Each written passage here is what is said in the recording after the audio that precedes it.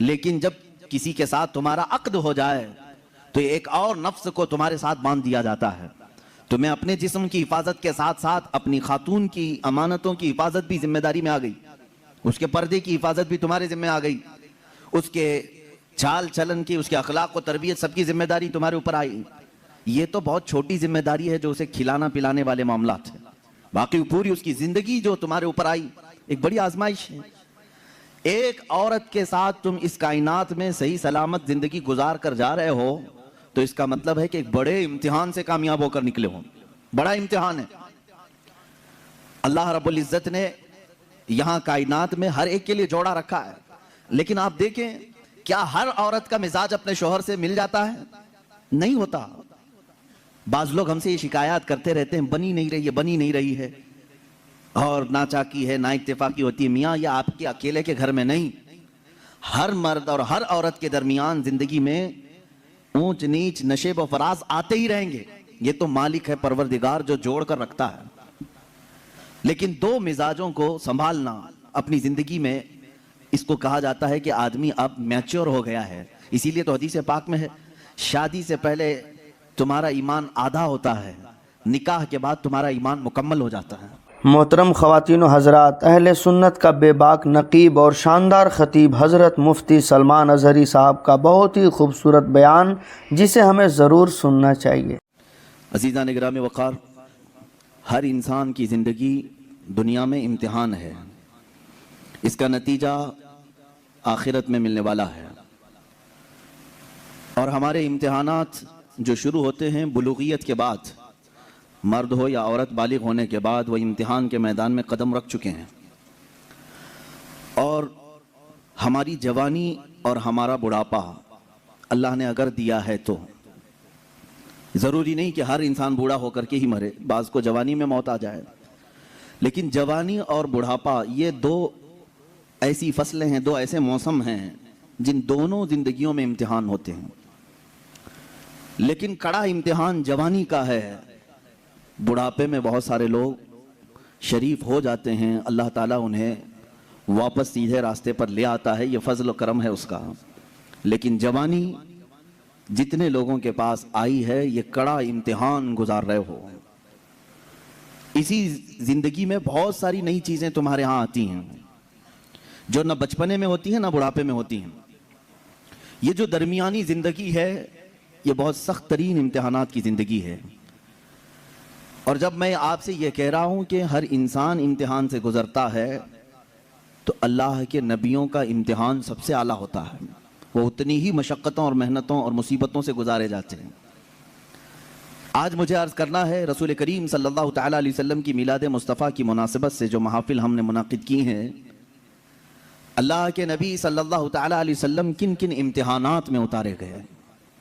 حضور پاک صلی اللہ تعالیٰ علیہ وسلم کون کون سے امتحانات سے گزارے گئے اور ہر امتحان میں آپ ثابت قدم رہے. امتحان سے مراد صرف جہاد کے میدان آپ لے لیں تو یہ الگ مسئلہ ہے، لیکن پرسنل جو زندگی گزارنے کے ایام ہوتے ہیں یہ ہر دن ایک امتحان ہے. ایک بار حضرت ام سلیم رضی اللہ تعالیٰ عنہ فرماتی ہیں میں قریب سے گزر رہی تھی، حضور صلی اللہ علیہ وسلم کے جسم سے گرمی کی تپش مجھے دور سے محسوس ہو رہی تھی. اتنا گرم بدن تھا کہ میں کافی دور سے آپ کے بدن کے گرمی کی حرارت محسوس کر رہی تھی. تو حضرت ام سلیم کہتی ہے میں نے عرض کیا یا رسول اللہ صلی اللہ علیہ وسلم آپ کو تو شدت کا بخار ہے. اللہ کے حبیب صلی اللہ علیہ وسلم نے ارشاد فرمایا ہاں ام سلیم، اللہ کے نبیوں کو جو بھی مصیبت دی جاتی ہے وہ سخت ترین ہوتی ہے. جس چیز سے بھی آزمایا جاتا ہے وہ سب سے ہائی درجے کا ہوتا ہے. اگر نبیوں کو بخار بھی آئے تو عام انسانوں جیسا نہیں، بہت شدت کا بخار آتا ہے.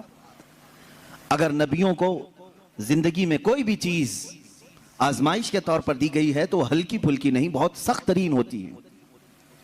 اب اللہ کے نبی صلی اللہ تعالیٰ علیہ وسلم کی زندگی پاک کو رب نے قرآن میں ہمارے لیے آئیڈیل بنایا. لَقَدْ كَانَ لَكُمْ فِي رَسُولِ اللَّهِ أُسْوَةٌ حَسَنَةٌ، تمہارے لیے اللہ کے رسول کی زندگی میں بہترین نمونہ ہے اپنی زندگی گزارنے کے لیے. اگر اپنی زندگی کسی کی زندگی دیکھ کر گزارنا چاہتے ہو تو سب سے بہترین زندگی مصطفیٰ کریم کی ہے صلی اللہ تعالیٰ علیہ وسلم. کیونکہ میں آتا ہوں آج اللہ کے حبیب صلی اللہ تعالیٰ علیہ وسلم کی ازدواجی زندگی ازدواجی زندگی کا مطلب ہوتا ہے شادی شدہ زندگی. یہ پوری زندگی کا کڑا امتحان اسی زندگی میں ہوتا ہے. جب تک آپ بیچلر ہیں جوانی پھر بھی محفوظ ہے, یعنی آپ اپنے ہاتھوں میں اپنی زندگی کی باغ ڈور لے کر چل رہے ہیں. لیکن جب کسی کے ساتھ تمہارا عقد ہو جائے تو ایک اور نفس کو تمہارے ساتھ باندھ دیا جاتا ہے. تمہیں اپنے جسم کی حفاظت کے ساتھ ساتھ اپنی خاتون کی امانتوں کی حفاظت بھی ذمہ داری میں آ گئی, اس کے پردے کی حفاظت بھی تمہارے ذمہ آ گئی, اس کے چال چلن کی, اس کے اخلاق و تربیت سب کی ذمہ داری تمہارے اوپر آئی. یہ تو بہت چھوٹی ذمہ داری ہے جو اسے کھلانا پلانے والے معاملات ہیں. باقی پوری اس کی زندگی جو تمہارے اوپر آئی ایک بڑی آزمائش ہے. ایک عورت کے ساتھ تم اس کائنات میں صحیح سلامت زندگی گزار کر جا رہے ہو تو اس کا مطلب ہے کہ ایک بڑے امتحان سے کامیاب ہو کر نکلے ہو. بڑا امتحان ہے. اللہ رب العزت نے یہاں کائنات میں ہر ایک کے لیے جوڑا رکھا ہے, لیکن آپ دیکھیں کیا ہر عورت کا مزاج اپنے شوہر سے مل جاتا ہے؟ نہیں ہوتا. بعض لوگ ہم سے یہ شکایات کرتے رہتے ہیں بنی نہیں رہی ہے, بنی نہیں رہی ہے, اور ناچاکی ہے, نا اتفاقی ہوتی ہے. میاں یہ آپ کے اکیلے کے گھر میں نہیں, ہر مرد اور ہر عورت کے درمیان زندگی میں اونچ نیچ نشیب و فراز آتے ہی رہیں گے. یہ تو مالک ہے پروردگار جو جوڑ کر رکھتا ہے. لیکن دو مزاجوں کو سنبھالنا اپنی زندگی میں, اس کو کہا جاتا ہے کہ آدمی اب میچور ہو گیا ہے. اسی لیے تو حدیث پاک میں ہے شادی سے پہلے تمہارا ایمان آدھا ہوتا ہے, نکاح کے بعد تمہارا ایمان مکمل ہو جاتا ہے. نکاح کے بعد ایمان مکمل. تو بغیر شادی شدہ آدھے لوگ ہوں, شادی کے بعد مکمل ہو رہے ہو, میچور ہو رہے ہو. کیوں؟ اس لیے کہ ذمہ داریوں کا بوجھ اٹھانے اور راستہ چلنے کی عادت اسے ہو جاتی ہے. تنہا چلنا اور ہے, پوری کائنات کو لے کر چلنا اور ہے. اب یہاں مجھے بتاؤ میرے عزیزو, ایک عورت کے ساتھ زندگی گزار کر دنیا سے جانا ایک کٹھن امتحان ہے, وہیں میرے آقا صلی اللہ تعالیٰ علیہ وسلم نے 11 ازواج مطہرات کے ساتھ زندگی گزاری, اور کسی ایک سے بھی حضور صلی اللہ علیہ وسلم کی ایک شکایت بھی نہیں سنی ہم نے. آج دنیا میں چاہے جو بھی پرہیزگار ہوں, جیسے بھی ہوں, بڑے سے بڑے بادشاہوں کی بیویاں ہوں, لیکن ان کو اپنے شوہروں سے کہیں نہ کوئی شکایت ہوگی. کچھ بھی ہو سکتی ہے, سب کچھ اچھا رکھا ہو, لیکن کسی دن اس کی خواہش کے مطابق اس کی مٹھائی نہ ملی تو اسے شکایت ہے اپنے شوہر سے, مجھے مٹھائی نہیں کھلایا آج. یہ سب کی زندگیوں میں عورتوں کو اپنے شوہروں سے کچھ نہ کچھ شکایات ہیں. کوئی بھی اس کے پسند کے کپڑے آپ نہیں لا کے دے سکے, اسے آج اپنے ماں باپ کے گھر جانا تھا, تم نے ٹال دیا. اس کے گھر والے آ رہے تھے, ان کے ساتھ تم نے صحیح برتاؤ نہیں کیا. یہ شکایات اپنے شوہر سے وہ رکھتی ہے. قربان جاؤ, یہ 11 بیویوں میں سے سب سے پوچھا گیا رسول اللہ صلی اللہ تعالیٰ علیہ وسلم کی حیات تمہارے ساتھ کیسی تھی؟ وہ ازواج مطہرات کہتی ہیں اللہ کے نبی صلی اللہ تعالیٰ علیہ وسلم نے پوری زندگی میں ہمیں اف تک نہ کہا. ہم غلطیاں کرتی تھیں, خطا کرتی تھیں, لیکن رسول پاک صلی اللہ تعالیٰ علیہ وسلم اسے درگزر فرمایا کرتے تھے. میرے عزیزو, اس کا مطلب ہے حضور صلی اللہ تعالیٰ علیہ وسلم کو ازدواجی زندگی میں بھی آزمایا گیا تو بڑے امتحانوں سے. یہاں ہم ایک بیوی کے ساتھ امتحان میں آئے ہیں, رسول پاک صلی اللہ تعالیٰ علیہ وسلم نے 11 ازواج مطہرات کے ساتھ عدل و انصاف کا پرچم بلند کیا ہے. کوئی ایک بیوی بھی شکایت نہیں کر سکتی. حضور پاک صلی اللہ تعالیٰ علیہ وسلم خود اپنی حدیث میں ارشاد فرماتے ہیں خیرکم خیرکم لأہلہ, تم میں سب سے بہتر آدمی وہ ہے جو اپنے گھر والوں کے پاس اچھا ہو, اپنے اہل و عیال کے پاس اچھا ہو, وہ سب سے اچھا آدمی. ہاں, باہر بہت نیک بنتا ہے, اندر جا کر کے ساری شرافت ختم ہو جاتی ہے. ایسے بہت سارے لوگ ہیں, باہر ان کو دیکھا جائے تو ان کے ہاتھ میں تسبیح مصلی سب کچھ ہے, عورتوں کے ساتھ بدتمیزی اور برا سلوک بھی ہے. ایسے کئی لوگوں کی عورتیں بھی شکایات درج کراتی ہیں, اور وہ کہتی ہیں کہ ہمارے شوہر کوئی نماز قضا نہیں کرتے, اور پلس یہ کہ میرے پاس جو شکایات آتی ہیں اس میں ایک ایڈنگ یہ بھی رہتی ہے آپ کا کوئی بیان بھی مس نہیں کرتے ہیں. اس کے باوجود ان کی شکایت یہ ہوتی ہے کہ گھر میں ان کا سلوک بہت برا ہے, ہمیں خنزیر کہتے ہیں, ہمیں کتا کہتے ہیں. یہ شوہروں کے متعلق عورتوں کی شکایات ہیں میرے عزیز. میں پرٹیکولر کسی ایک کو ٹارگٹ نہیں کر رہا, جس کی زندگی میں یہ معاملات ہیں وہ توبہ کر لے, اس لیے کہ میرے آقا صلی اللہ علیہ وسلم نے فرمایا عورت تو عورت ہے, جانور کے ساتھ بھی اگر تم نے برا سلوک کیا تو قیامت کے دن اس جانور کو بھی بدلہ دلایا جائے گا. وہ جانور اپنے سینگ نکال کر تمہیں مارے گا, قیامت کے دن وہ اپنا بدلہ لے گا. اس کے چہرے پر اگر کسی نے مارا ہے ناحق بغیر ایذا دینے والے جانور کو تم نے مارا ہے تو اس کا بدلہ قیامت کے دن دلایا جائے گا. عورت تو عورت ہے, اور اللہ تعالیٰ نے تمہارے ذمے میں دیا ہے یہ کہہ کر کے نہیں کہ لو اس سے جتنا چاہے کام لے لو، بلکہ اس صنف نازک کو اللہ نے تمہاری تربیت میں عطا کیا ہے۔ یوں ہی سمجھو کہ اگر تمہارے پاس کوئی نرم و نازک چیز سرپرستی اور نگرانی کے لیے دے دی جائے تو اس کی کیسی حفاظت کرتے، اسی طرح سے تمہیں حفاظت کرنے کا حکم ہے۔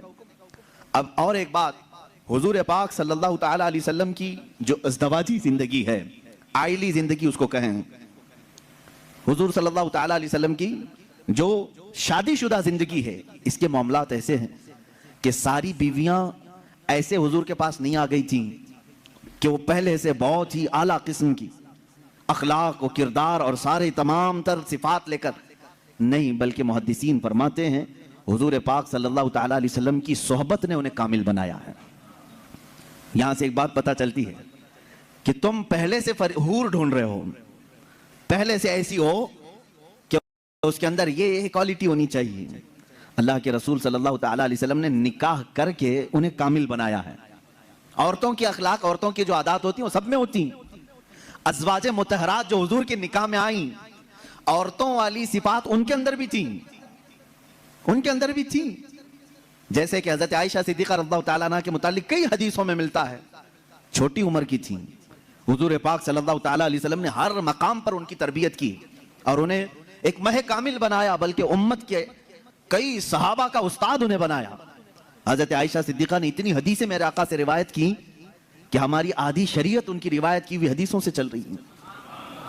لیکن وہ نکاح میں جب آئی تھیں، کئی مرتبہ کے معاملات ہیں، حضور پاک صلی اللہ تعالیٰ علیہ وسلم کے ساتھ ان کے کیسے معاملات تھے، اپنی بیویوں کے ساتھ حضور کا سلوک کیسا تھا۔ وہ کائنات کے آقا و مولا ہیں، لیکن اپنی عورتوں کے لیے حضور شوہر ہی تھے۔ شوہر، جس طرح ایک عورت کو اپنے شوہر کے ساتھ بات کرنے کی اجازت ہے، کھیلنے کی اجازت ہے، لطف اٹھانے کی اجازت ہے، حضور پاک صلی اللہ تعالیٰ علیہ وسلم کی ہر بیوی کو یہ اختیار حاصل تھا۔ اللہ کے نبی صلی اللہ تعالیٰ علیہ وسلم اپنے گھر جاتے تو اسی انداز سے رہتے جیسے ایک شوہر محبت کرنے والا اپنی بیوی کے ساتھ رہتا ہے۔ یعنی تمہارا منصب، تمہارا عہدہ، اللہ تعالیٰ نے حضور کو جو منصب عطا کیا وہ کسی کو نہیں ملا، لیکن رسول کریم صلی اللہ علیہ وسلم نے اپنی بیویوں کے ساتھ شوہر والا سلوک فرمایا۔ یہ کہنے کا مطلب کیا ہے میرے عزیزو؟ ہو سکتا ہے تم کمپنی کے سیٹ ہو، تمہارے ہاتھ کے نیچے 100 ملازم کام کر رہے ہوں، لیکن گھر میں جاؤ تو سیٹ نہیں، شوہر ہی بن کے جاؤ۔ ہو سکتا ہو تم استاد ہو باہر، تم ٹیچر ہو، تمہارے سینکڑوں کی تعداد میں شاگرد ہوں، گھر جا کر کے بھی ٹیچر ہی نہ بنو، گھر جا کر کے بھی پروفیسر ہی نہ بنو، بلکہ گھر میں تم اپنی بیوی کے ساتھ تم شوہر ہی ہو، تم کمپنی کے سیٹ باہر، تم استاد باہر، لیکن خاتون کے ساتھ شوہر والے سلوک میں یہ ہونا چاہیے، کبھی عورت تمہارے ساتھ مذاق کر لے تو اس طرح بگڑنے کی ضرورت نہیں کہ بعض لوگوں کے متعلق یہ سنا ہے، وہ کہتے ہیں باہر 200 لوگ میرے ہاتھ کے نیچے کام کرتے ہیں، تو کیسی عورت ہے، تجھے بات کرنے کی تمیز نہیں، باہر جانتی ہو میرے کتنی عزت ہوتی، باہر جانتی ہو لوگ مجھ سے ٹائم لیتے ہیں بات کرنے کا، اور تو میرے ساتھ تو تڑاک کرتی ہے۔ میرے عزیزو، اللہ تعالیٰ نے اسے تمہارا ہمراز بنایا ہے، شریک حیات بنایا ہے، لائف پارٹنر ہے، اس کو اتنا اختیار دیا کرو جتنا تم اس کے ساتھ اختیار رکھتے ہو۔ یہ میرے آقا صلی اللہ علیہ وسلم کی زندگی پاک، گھریلو حالات کی خوشگوار زندگی حضور کی میں بتاؤں۔ ماں عائشہ صدیقہ رضی اللہ تعالیٰ عنہ ایک کنواری عورت ہیں، باقی حضور صلی اللہ علیہ وسلم کی ساری ازواج مطہرات جتنی بھی آئیں یا تو بیوہ تھیں یا مطلقہ تھیں۔ حضرت خدیجہ رضی اللہ تعالیٰ عنہ سب سے پہلے نکاح میں آئی حضور صلی اللہ علیہ وسلم کی۔ حضرت خدیجہ بنت خویلد مکہ کی مشہور خاتون تھیں، آپ کے اخلاق کی وجہ سے پورے مکہ والے آپ کو طاہرہ کہتے تھے، آپ کا لقب طاہرہ تھا۔ آپ کا نکاح پہلے ابو حالہ نام کے ایک شخص سے ہوا، ان کے انتقال کے بعد عتیق نامی ایک دوسرے شخص سے ہوا، پھر اس کے انتقال کے بعد 2 شادیاں آلریڈی ہو چکی تھی آپ کی، پھر آپ کی عمر 40 سال کی ہوئی۔ رسول کریم صلی اللہ تعالیٰ علیہ وسلم نے اپنی زندگی پاک میں پہلا نکاح اپنی 25 سالہ عمر میں 40 سال کی بیوہ خاتون سے نکاح فرما رہے ہیں۔ حضور پاک صلی اللہ تعالیٰ علیہ وسلم کا یہ نکاح بڑی سادگی سے ہوا، اور حضور اکرم صلی اللہ تعالیٰ علیہ وسلم پر سب سے پہلے ایمان لانے والی بھی آپ کی شریک حیات خدیجہ رضی اللہ تعالیٰ عنہا ہی ہیں، وہ ام المومنین سب سے پہلے ایمان لانے والیوں میں سے۔ حضور صلی اللہ تعالیٰ علیہ وسلم کی ہر مقام پر وہ سپورٹر رہی ہیں، آپ کی حمایت کے لیے کھڑی رہی۔ حضور اکرم صلی اللہ تعالیٰ علیہ وسلم ان کا دل رکھنے کے لیے ہر ان کی خوشی کا خیال فرمایا کرتے تھے، ان کی خوشیوں کا خیال فرمایا کرتے، اور سیم یہی حضرت خدیجہ کی۔ میں کہتا ہوں شادی سے پہلے ہر نوجوان کو چاہیے کہ میرے آقا صلی اللہ علیہ وسلم کی ازدواجی زندگی کو بھی پڑھے. یہ نہیں کہ تم مرد ہو تو ساری خدمات تمہارے لیے ہونی چاہیے اور تم عورت کے لیے کچھ نہ کرو. جیسے کہ بعض لوگ جب بھی عورتوں میں خطاب کرتے ہیں, بیان کرتے ہیں, تو سب سے پہلے عورتوں کو یہی بتایا جاتا ہے مرد دن بھر تھکان سے چور چور گھر میں آئے تو تم اس کو مسکرا کر کے استقبال کرو. یہ عورت کے اوپر فرض ہے, تم اس کو مسکرا کر استقبال کرو. اس کی تھکان چلی جائے تمہیں ایک صدقے کا ثواب ہے. میرے عزیزو, یہ گاڑی کا پہیا ایک ٹائر سے نہیں چلتا. تم ساری مسکراہٹ صرف عورت ہی کے اوپر تھوپو گے. یہاں پر تمہیں یہ بھی کہنا ہوگا, ہو سکتا ہے کبھی دن بھر کی تھکان عورت کو بھی ہو جو صبح سے شام تک کام کر رہی ہو, تم آ کر کے اسے بھی مسکرا کر کے کہو دن بھر آج تمہیں زیادہ تھکان ہوئی ہوگی. ہمیشہ میاں یہ کیوں چاہتے ہیں کہ میری تھکان وہ پوچھے؟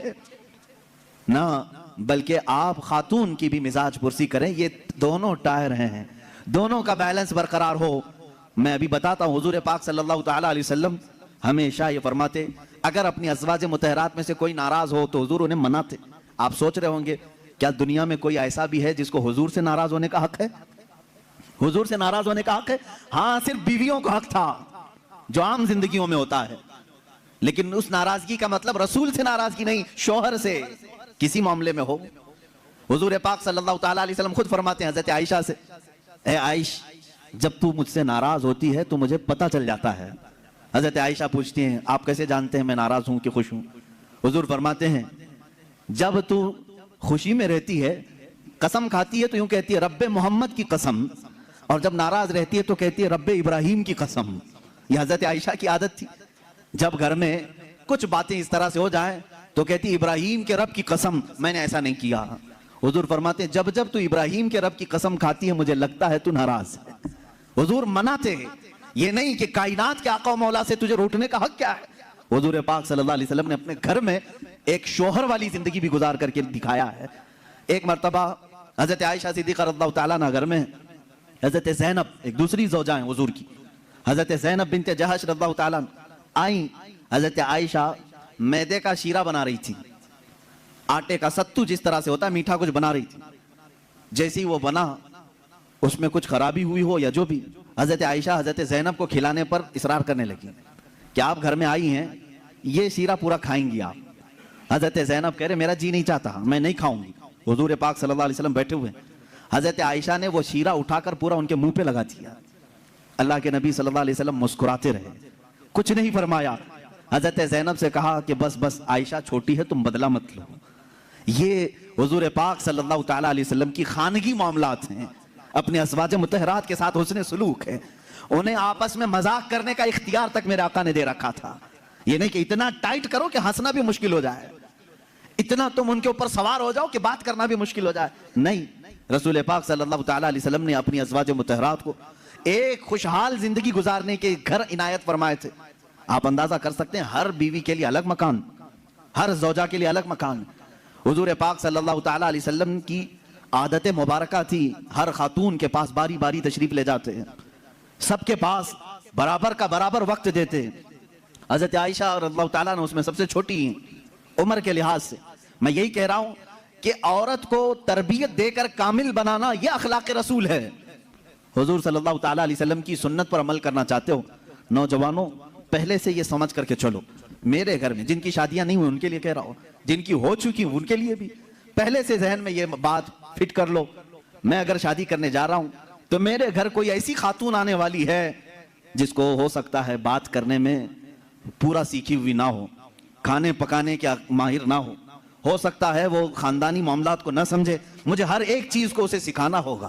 تم اگر پہلے سے یہ سب چیزیں ذہن میں رکھو گے تو جھگڑے اور نا اتفاقی کی بات نہیں آئی. تم پہلے سے ایکسپیکٹیشن یہ رکھ کر کے بیٹھے ہو کہ یہ ساتویں آسمان سے سیکھ کر کے آئی ہوئی ہے گھر میں, کبھی کچھ بات چیت ہو گئی تو سیدھے جھٹ سے یہی کہا کیا تمہارے اماں باپ نے یہی سکھایا تھا, یہی بات. اور ساس بھی اپنے بہو سے یہی کہتی ہے روٹی نہیں بنے, اماں کیا سکھائی تیری تجھ کو, اب تک کیا کرتی رہی. میرے عزیزو, رسول پاک صلی اللہ تعالیٰ علیہ وسلم کے پاس حضرت عائشہ جب آئی 9 سال کی عمر میں تھی, ان کی سہیلیاں کہتی ہیں آٹا گوندتے گوندتے وہ سو جاتی تھی, اسی میں سو جاتی تھی, رات ہو جاتی تھی.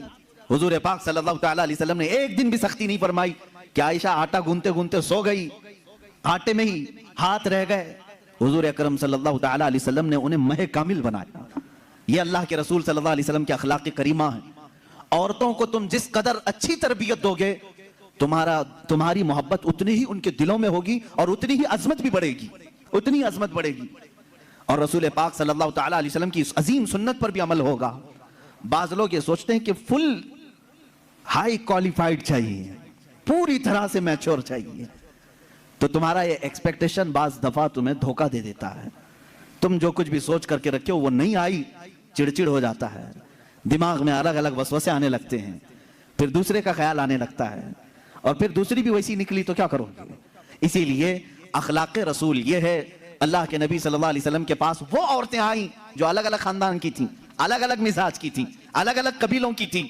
ارے یہودیوں کے خاندان سے حی بن اخطب کی بیٹی صفیہ رضی اللہ تعالیٰ عنہ حضور کے گھر آئی. ان کے پورے رسم و رواج الگ تھے, سارے خاندانی معاملات الگ تھے, لیکن کیا کبھی وہ مس میچ ہوئی حضور کے ساتھ؟ رسول پاک صلی اللہ تعالیٰ علیہ وسلم نے ان کے ساتھ بھی زندگی کیسے گزاری. حضرت صفیہ رضی اللہ تعالیٰ عنہ حضور صلی اللہ تعالیٰ علیہ وسلم کی بارگاہ میں جب آئیں, دیکھیں حضور عدل کیسے کرتے تھے بیویوں کے ساتھ. یہ خاندان تھا بنی اسرائیل کا, یہودیوں کا. حضرت موسیٰ علیہ السلام سے جو چلا ہے وہ خاندان تھا. موسیٰ علیہ السلام کی اولاد وہ مدینہ طیبہ میں تھی, انہی کی خاندان سے حضرت صفیہ آئی تھی. جب شادی ہوئی تو عورتوں میں آپس میں باتیں ہوتی رہتی ہیں, سوتنوں کے معاملات رہے. حضور کی ایک زوجہ حضرت عائشہ ہیں جن کے باپ صدیق اکبر ہیں. ایک زوجہ حضور کی حضرت حفصہ ہیں جن کے والد عمر ابن خطاب ہیں رضی اللہ تعالیٰ عنہ. ایک حضرت ابو بکر کی بیٹی حضور کے نکاح میں ہے, ایک حضرت عمر کی بیٹی حضور کے نکاح میں. یہ دونوں ملتی تھیں تو بڑی لمبی باتیں بھی ہوتی تھیں. خاندان ایک تھا, ان کے بیچ میں حضرت صفیہ آ گئی, الگ خاندان کی, یہودی خاندان سے آئی تھی لیکن حضور کے نکاح میں آئی تھی. حضرت صفیہ کو دونوں چھیڑنے لگیں. کیا کہہ کر کے کہا کہ صفیہ ہوئی بن اخطب ہے نا تیرا باپ, یعنی یہودیوں کے قبیلے کا سردار ہے. حضرت عائشہ کہتی ہے میرے باپ تو صدیق اکبر ہیں. حضرت حفصہ کہتی ہے میرے باپ تو عمر ابن خطاب ہیں جن کی نیکیاں حضور نے اس طرح فضیلتیں بیان فرمائی. حضرت صفیہ کے دل میں تھوڑا سا وہ لگا کہ یہ دونوں اپنے اپنے باپ پر فخر کر رہی. حضور پاک کے حجرے میں آئیں, غمگین تھی. اللہ کے نبی صلی اللہ علیہ وسلم نے پوچھا صفیہ کیا معاملہ ہے؟ کہا عائشہ بھی اور حفصہ بھی تانا مار رہی ہیں. کہا کیا کہا انہوں نے؟ عائشہ کہتی ہے میرے باپ ابو بکر ہیں, حفصہ کہتی ہے میرے باپ عمر ہیں, تیرے باپ تو یہودی خاندان کا سردار ہے. حضور نے فرمایا جاؤ اب جواب دو, عائشہ کو بھی اور حفصہ کو بھی. حضور سکھا رہے حضرت صفیہ کو. کہا کیا جواب دوں؟ کہا جا کے کہنا میرے باپ موسیٰ علیہ السلام ہیں, میرے چاچا ہارون علیہ السلام ہیں, اور میرے شوہر محمد رسول اللہ ہیں. وہ آئیں فخر کے ساتھ کہا میں اس خاندان سے ہوں کہ میرے آبا و اجداد میں میرے باپ موسیٰ علیہ السلام ہیں, نبی ہیں, اور میرے چاچا ہارون علیہ السلام ہیں, اور میرے شوہر کا تو کیا کہنا سید الانبیاء ہے. حضرت عائشہ اور حضرت حفصہ نے کہا ضرور یہ رسول پاک نے تجھے سکھایا ہوگا, یہ بات تجھے حضور نے بتائی ہوگی. یہ گھریلو زندگی تھی میرے آقا صلی اللہ تعالیٰ علیہ وسلم کی. کبھی ان عورتوں کے درمیان اگر کچھ باتیں آ جائیں حضور پاک اس طرح سے اسے نکالتے جیسے میدے میں سے آٹے کو نکال دیا جائے. کبھی تکرار نہیں ہو سکی, کبھی جھگڑے کی نوبت نہیں آئی. دو بیویوں والا جانتا ہے کہ اسے سنبھالنا کتنا مشکل ہوتا ہے. ہاں ایک عظیم جنگ میں وہ اترا ہوتا ہے, ایک طرف انڈیا ایک طرف پاکستان, بیچ میں بارڈر میں وہ کھڑا رہتا ہے. ایک ہاتھ اس کے پاس ایک ہاتھ اس کے پاس, پتہ نہیں کون سا ٹوٹے کون سا بچے. لیکن اللہ کے نبی صلی اللہ تعالیٰ علیہ وسلم 11 ازواج مطہرات کے ساتھ رہے اور سب کو برابر انصاف کے ساتھ رکھا. کبھی کسی خاتون سے کوئی جھگڑا یہ کسی حدیث میں نہیں ملتا. ہاں ان کے درمیان جو باتیں ہوتی تھی وہ تفریح قلب کے طور پر ہوتی, تفریح قلب کے طور پر, دل کو بہلانے کے طور پر. اب آئیں میں آپ کو بتاتا ہوں حضور کی زندگی پاک میں جو بیویوں کا کردار ہے. عورتیں بھی سن رہی ہوں گی, انہیں یہ معلوم ہونا چاہیے اپنے شوہر کی, یعنی ایک مرد کی دنیا میں سب سے بڑی سپورٹر اس کی بیوی ہونی چاہیے. ہر چیز میں, اس کے دکھ میں, اس کے سکھ میں, اس کی خوشی اور غم میں, سب میں عورت اس کی سپورٹر بن کر رہے. حضور اکرم صلی اللہ تعالیٰ علیہ وسلم جب اعلان نبوت فرمائے حضرت خدیجہ ایمان لائیں, اپنے مال سے مدد کیا, ساری چیزیں کی. جانتے ہیں جب حضور پاک نے حضرت خدیجہ سے نکاح کیا آپ کی عمر 25 سال تھی, ان کی 40 سال. سیدہ خدیجہ الکبریٰ رضی اللہ تعالیٰ عنہ کے ساتھ حضور صلی اللہ علیہ وسلم نے 25 سال گزارے, 25 سال گزارے. حضور کی عمر پاک 50 سال ہو چکی تھی, حضرت خدیجہ کی عمر 65 سال کی ہو چکی تھی. لیکن اس بیچ میں رسول کریم صلی اللہ علیہ وسلم نے کبھی کسی دوسری عورت سے نکاح نہیں فرمایا. ان 25 سالوں میں حضور صلی اللہ علیہ وسلم نے کسی دوسری عورت سے نکاح نہیں کیا, صرف حضرت خدیجۃ الکبریٰ کے ساتھ رہے. اس کی وجہ یہ تھی کہ یہ عورت عام عورتوں کی طرح نہیں تھی. حضور صلی اللہ تعالیٰ علیہ وسلم کی ایسی سپورٹر کہ رہتی دنیا تک ان کے احسانات پوری امت نہیں چکا سکتی, پوری امت نہیں چکا سکتی. حضور پاک صلی اللہ تعالیٰ علیہ وسلم جب مدینہ طیبہ تشریف لائے, حضرت عائشہ نکاح میں آئی تھی. یہ بھی حدیث ہے حضرت عائشہ کی, کہتے ہیں ہر بات پر حضور صلی اللہ علیہ وسلم خدیجہ کا ذکر کرتے تھے. حضرت عائشہ کہتی ہیں کبھی مجھے غیرت آتی تھی اور میں کہتی تھی کہ صرف آپ کی ایک ہی بیوی ہے کیا حضرت خدیجہ, ہر بات میں آپ خدیجہ کا ہی ذکر کرتے ہیں. حضور صلی اللہ تعالیٰ علیہ وسلم حضرت عائشہ سے کہتے ہیں عائشہ ہاں وہ اس بیوی کی طرح کوئی دنیا میں آ ہی نہیں سکتی, میں اس کا ذکر ہمیشہ خیر کے ساتھ کرتا رہوں گا. حضرت عائشہ صدیقہ جب کبھی حضرت خدیجہ کے متعلق سوال کرتی, میرے آقا فرماتے جب پورے مکہ والوں نے مجھے جھٹلایا تھا تو خدیجہ نے اپنایا تھا, جب لوگ مجھ پر سوشل بائیکاٹ کر چکے تھے خدیجہ نے اپنا پورا مال مجھ پر قربان کیا تھا, جب لوگ ہمیں اپنے گھروں سے دور کر چکے تھے تو خدیجہ میرے ساتھ دن اور رات رہا کرتی تھی. حضور صلی اللہ تعالیٰ علیہ وسلم کے لیے یہ کیسی سپورٹر تھی جانتے ہیں؟ غار ہیرا 3000 فٹ اونچی پہاڑی آج بھی مکہ میں موجود ہے. میرے آقا صلی اللہ تعالیٰ علیہ وسلم اپنی عبادتوں کے لیے غار ہیرا جاتے تھے اور وہاں کبھی کبھار 2 دن 3 دن تک آپ قیام فرماتے. حضور پاک صلی اللہ تعالیٰ علیہ وسلم کے لیے حضرت خدیجہ اپنے گھر سے کھانا لے کر دن میں 2 مرتبہ کبھی 2 دن میں 3 مرتبہ اوپر چڑھ کر کے جایا کرتی. آج جو گئے ہیں عمرہ یا حج کے لیے جنہوں نے چڑھائی کی ہوگی انہیں معلوم ہے ایک بار چڑھ کے آنے کے بعد 8 دن سو جاتے ہیں لوگ, اتنی تکلیف ہوتی ہے, بہت اونچی پہاڑی ہے. اور ماں سیدہ خدیجۃ الکبریٰ رضی اللہ تعالیٰ عنہا روزانہ اپنے رفیق حیات سرکار دو عالم صلی اللہ علیہ وسلم کے لیے اپنے گھر سے کھانا لے کر اتنی بلندی پر جاتی. اور کبھی حضور صلی اللہ علیہ وسلم اتر رہے ہوتے غار ہیرا سے یا اپنے گھر کے باہر آ کر کھڑی ہو کر انتظار کرتی. لوگ گزرنے والے کہتے ہیں خدیجہ آ جائیں گے تیرے شوہر, ابھی اوپر سے اتر رہے ہیں, تو باہر کیوں کھڑی ہے, چھاؤں میں کھڑی ہو جا.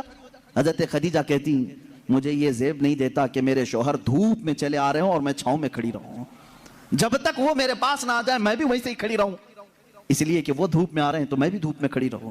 یہ ان کی محبت تھی. سیدہ خدیجۃ الکبریٰ رضی اللہ تعالیٰ عنہ, آخری لمحات ہیں سیدہ خدیجۃ الکبریٰ رضی اللہ تعالیٰ عنہ کے. عزیزان گرامی, حضور صلی اللہ تعالیٰ علیہ وسلم کی ساری بیویوں میں ایک خصوصیت حضرت خدیجہ کو یہ بھی حاصل ہے کہ حضور اکرم صلی اللہ علیہ وسلم کے سارے اولاد حضرت خدیجہ کے پیٹ سے ہوئے, حضرت خدیجہ کے بطن مبارک سے.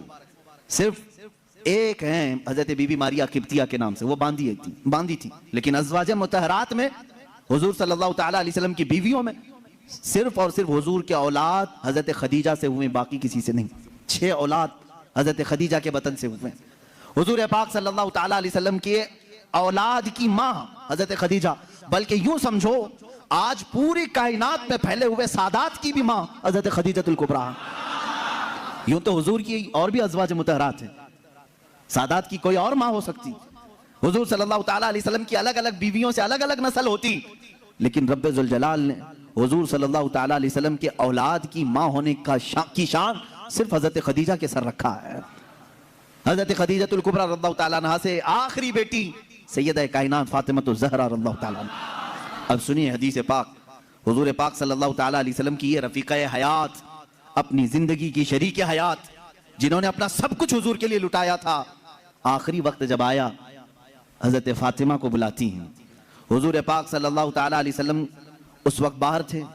حضرت فاطمہ سے کہتی ہیں خدیجہ رضی اللہ تعالیٰ عنہ, بیٹی مجھے لگتا ہے میرے آخری دن ہیں. حضرت فاطمہ رضی اللہ تعالیٰ عنہ کی عمر چھوٹی تھی اس وقت, اور کہتی کیا ہے, مجھے میری طبیعت کی فکر نہیں, فاطمہ میرے جانے کے بعد اپنے بابا کا خوب خیال کرنا. حضور صلی اللہ تعالیٰ علیہ وسلم کے متعلق وصیت کر رہی ہیں. حضرت فاطمہ سے کہہ رہی, میں نے زندگی کے ہر لمحے یہ کوشش کرتی رہی کہ رسول پاک صلی اللہ تعالیٰ علیہ وسلم کے دل اقدس پر ایک ہلکی خراش بھی نہ آنے پائے. اے فاطمہ, تم میں سے کوئی بھی اپنے باپ کے متعلق ایک ہلکی خراش آنے والا بھی معاملہ نہ کرنا. اس مرض کی وقت یہ وصیت کر رہی ہیں جس مرض میں آپ کی وفات ہوئی. حضرت خدیجہ رضی اللہ تعالیٰ عنہ اور دنیا کی مالدار خاتون تھیں, بڑی مالدار تھیں مکہ کی, لیکن جانتے ہیں آخر وقت وصیت کیا کر رہی. حضرت فاطمہ سے کہتی ہیں, ابا جان سے جا کر یہ ایک بات میری کہہ دینا, اگر میری آنکھیں بند ہو گئیں تو صرف مجھے قبر میں اتارنے کے وقت وہ اپنا جبہ یا اپنی چادر مجھے دیتے ہیں. بس وہ اپنی چادر میں لپیٹ کر مجھے دفن کریں، اس کے علاوہ مجھے کوئی اور خواہش نہیں۔ یہ حضرت خدیجہ کی آخری وصیت تھی۔ حضور پاک صلی اللہ تعالیٰ علیہ وسلم کی وہ رفیقہ حیات جنہوں نے زندگی میں حضور کے ہر قدم پر ساتھ دیا ہے، ہر قدم پر۔ جب یہ بات حضرت فاطمہ نے اپنے والد گرامی حضور صلی اللہ علیہ وسلم کے پاس آ کر کہا، جانتے ہو میرے آقا نے کیا کہا؟ حضرت خدیجہ رضی اللہ تعالیٰ عنہا کی وفات ہو چکی تھی اور ان کو دفن کیا گیا حضور کی چادر مبارک میں۔ حضور صلی اللہ علیہ وسلم نے خود اپنے ہاتھوں سے ان کو قبر میں اتارا۔ جنت المعلا مکہ کے قبرستان میں وہ آج بھی آرام فرمائے۔ حضرت فاطمہ نے کہا، ابا اماں کی صرف یہ خواہش تھی، انہوں نے مجھ سے کہا تھا فاطمہ بابا سے کہہ دینا میرے آخری وقت اپنی چادر دے کر مجھے دفن کریں۔ میرے آقا کی آنکھوں سے بڑے بڑے آنسوؤں کے قطرے نکلے۔ حضور فرماتے ہیں فاطمہ گواہ ہو جا، خدیجہ نے مجھ سے صرف چادر مانگی، اگر وہ میرے جسم کی چمڑی مانگتی تو بھی میں اتار کے دیتا۔ اللہ کے رسول صلی اللہ علیہ وسلم نے فرمایا اگر میرا جلد وہ مانگتی، اگر میرے جسم سے وہ میری جلد مانگتی وہ بھی میں اسے اتار کر دیتا۔ حضور پاک صلی اللہ علیہ وسلم کی بے انتہا محبت تھی اس رفیق حیات کے ساتھ، حتیٰ کہ جس سال حضرت خدیجہ کی وفات ہوئی وہ پورے سال کا نام حضور نے عام الحزن رکھا، یہ غموں کا سال ہے۔ میرا آقا صلی اللہ علیہ وسلم بہت غمگین تھے آپ کی وفات پر۔ ایک لائف پارٹنر دنیا سے چلا جائے تو میرے عزیزو واقعی دل کا صدمہ ہے یہ۔ لوگ تو یہ سمجھتے ہیں بیوی کھیلنے کا نام ہے، بیوی صرف اور صرف مزے لینے کا نام ہے، ایک مشین کا نام ہے، اپنے گھروں کے کام کاج کرانے والی باندیوں کا نام ہے۔ ایسا نہیں ہے، بلکہ تمہارا اور اس کا جسم جب ملتا ہے تو یوں سمجھ لو اب جسم دو ہوں گے لیکن جان ایک ہو جاتی ہے، اور وہی حقیقی زندگی ہے۔ جن کی زندگیوں میں اس طرح کی محبت نہیں وہ جہنم بن جاتی ہے دنیا میں۔ شوہر چھوٹی چھوٹی بات پر عورت کے پیچھے لگا ہوا ہے، عورت چھوٹی چھوٹی بات پر مرد کے سر پر چڑھی ہوئی ہے، کون سی خاص زندگی گزار رہے ہیں؟ رسول پاک صلی اللہ تعالیٰ علیہ وسلم نے آسمانوں کی خبر دی، حضرت خدیجہ نے قبول کر لی۔ یہ اور بات ہے کہ وہ اللہ کے رسول تھے، ان کی ہر بات تسلیم کرنا ضروری، لیکن وہ ہمارے لیے نمونہ عمل بھی ہے۔ اللہ نے قرآن میں ہمارے لیے فرمایا تمہارے لیے رسول کی زندگی سب سے بہترین نمونہ ہے، آئیڈیل ہے۔ عورتوں کو چاہیے کہ وہ ماں خدیجہ کے اخلاق کو سیکھیں، اپنے شوہر کے ساتھ کہاں کہاں کھڑا ہونا چاہیے، اور مردوں کو یہ چاہیے کہ اپنی بیویوں کی مواسات، ان کی غم کے متعلق ان کے حالات کی خبر گیری کیسے کیا جائے۔ جب بیمار ہو جائے عورت تو تمہارے اوپر یہ فرض ہے میرے عزیز کہ اس کی تیمارداری کرو۔ آج کتنی بری رسم ہے، کتنا برا رواج، جیسے عورت بیمار ہو جائے اسے بھگا دیا جائے، جاؤ اماں کے پاس مائکے میں چلی جاؤ، جب ٹھیک ٹھاک ہونا تو آ جانا۔ تم نے اس سے جو قبلتو کہا تھا، نکاح میں قبول کیا تھا، کیا صرف اچھی اچھی چیزیں قبول کیا تھا؟ یہی حال اگر تمہارے ساتھ ہو جائے، نکاح کر لیا، 4 مہینے کے بعد تمہارا پیر سڑ گیا، کیا کرو گے؟ میرے عزیزو، زندگی میں دونوں قسم کے معاملات میں نے دیکھیں۔ بعض وہ عورتیں ہیں جو اپنے مردوں کی معذوری کے زمانے میں بھی ان کے ساتھ لگی رہیں اور وہ جنتی عورتیں ہیں، اور اسی طرح بعض وہ مرد ہیں جنہوں نے عورتوں کی بیماری میں بھی ان کا ساتھ دیا۔ میں جانتا ہوں ایسے معاملات، میرے سامنے ایک معاملہ ایسا آیا تھا جو دل دہلا دیتا ہے۔ میں اکثر بچوں سے کہا کرتا ہوں، یہ حقیقی واقعہ ہے میرے عزیز، چند سالوں پہلے کا حقیقی واقعہ۔ شوہر اور بیوی نئی نئی زندگی تھی، شادی کے بعد دونوں ایک دوسرے سے محبت کرتے تھے، لیکن اچانک بیوی کو ایک بیماری شروع ہو گئی، ایسی بیماری کے چہرے پر برے داغ آ گئے، بڑی بڑی پھنسیاں ہوتی، پھٹ جاتی اور زخم ہو رہا تھا، دیکھنے کی قابل نہیں رہ رہی تھی۔ ایک دن شوہر باہر گیا، ایکسیڈنٹ ہو گیا، شوہر گیا ایکسیڈنٹ ہو گیا، اور اس کے بعد واپس آیا تو اس کی آنکھیں جا چکی تھی، نابینا ہو گیا۔ اس کو گھر لایا، خاتون اس کی تیمارداری کرتی رہی، عیادت کرتی رہی، صحیح ہو گیا لیکن پکڑ کر کے چلانا پڑتا تھا۔ لیکن بیوی کی بیماری ایسی تھی کہ دن بدن وہ گلتی جا رہی تھی، گھٹتی جا رہی تھی، اور وہ داغ بھی بڑھتے جا رہے تھے۔ لیکن اس کے لیے ایک خوشی یہ تھی کہ شوہر اسے دیکھ نہیں رہا ہے۔ عورتیں تو یہی چاہتی ہیں نا کہ اگر میری بدنما کوئی چیز ہو تو کم سے کم میرے مرد سے چھپی رہے۔ تو اسے ایک خوشی یہ تھی کہ شوہر دیکھ نہیں رہا ہے، آنکھیں جا چکی۔ اسی حالت میں اس کی تقریباً 2 سال یا 3 سال گزر گئے۔ 2-3 سال کے بعد عورت کو ڈاکٹروں نے کہا بھی تھا کہ یہ بڑے خطرناک مرض میں ہے، اس سے علاج مشکل ہے، اس کا علاج مشکل ہے۔ 3 سال یا قریب اتنے سالوں میں عورت کی وفات ہو گئی، عورت انتقال کر گئی، اور لوگوں نے جنازہ اٹھایا، دفن کیا۔ مرد جو تھا بڑا غمگین، کہ ہاتھ پکڑ کر روزانہ اٹھاتی تھی, چلاتی تھی, پھراتی تھی, کھلاتی تھی, سب کچھ. جب جنازہ چلا گیا, لوگ آئے تو دیکھا کہ مرد خود سے اپنے گھر میں اندر جا رہا ہے, برتن لا رہا ہے, گلاس لا رہا ہے, خود سے سارے کام کر رہا ہے, کوئی پکڑنے والا نہیں, سب چیزیں. محلے والوں نے پکڑ کر کے کہا تجھے سب دکھ رہا ہے؟ اس نے کہا میں کبھی اندھا ہوا ہی نہیں تھا, میں کبھی اندھا ہوا ہی نہیں تھا. 3 سال سے تو صرف میں نے اندھا ہونے کا ایک بہانہ تلاش کر لیا تھا, صرف اس لیے کہ میری بیوی یہ سوچ رہی تھی کہ میرے چہرے پر بدنما داغ ہے, میرا شوہر مجھے کہیں چھوڑ نہ دے. میں نے اس کی فیلنگ کو برقرار رکھنے کے لیے اندھے ہونے کا ناٹک کیا تھا, اور وہ اس دنیا سے خوشی خوشی گئی ہے. بس مجھے اتنا احساس ہے دنیا میں وہ مرد بھی ہیں جنہوں نے اپنی عورت کا دل رکھنے کے لیے 3 سال تک نابینا ہونے کا ایک ڈھونگ کیا, صرف اس لیے کہ اس کا دل نہ ٹوٹے. بعض بیماریاں ایسی ہوتی ہیں ان سے تم صرف نظر کر لو, قطع نظر کرو, اور اگر تم نے صرف خوبصورتی دیکھ کر کے شادی کی تو تم نے کسی نفس یا کسی جان سے نہیں نکاح کیا, تم تو صرف اور صرف حسن سے شادی کی. یا حسن 4 دن 5 دن کے بعد ختم ہوگا, تمہارے طبیعت کی اور بہلانے کی چیزیں ختم ہو جائیں گی, تو پھر ناچاقی نا اتفاقی بڑھ جائے گی. محبت جسم سے نہیں روح سے ہوتی ہے, محبت اس کے چہرے کے سپاٹ ہونے سے نہیں, اس کے اخلاق و کردار سے ہوتی ہے.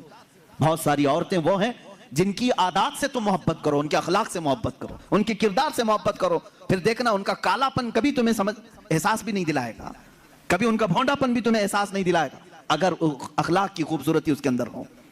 یہ مردوں کے لیے ضروری ہے میرے عزیزو. اللہ کے نبی صلی اللہ تعالی علیہ وسلم نے جو حسن سلوک اپنی خانگی زندگی میں اپنی ازواج مطہرات کے ساتھ کیا, میں چیلنج کے ساتھ کہتا ہوں پوری دنیا میں اس کی مثال کوئی نہیں پیش کر سکتا.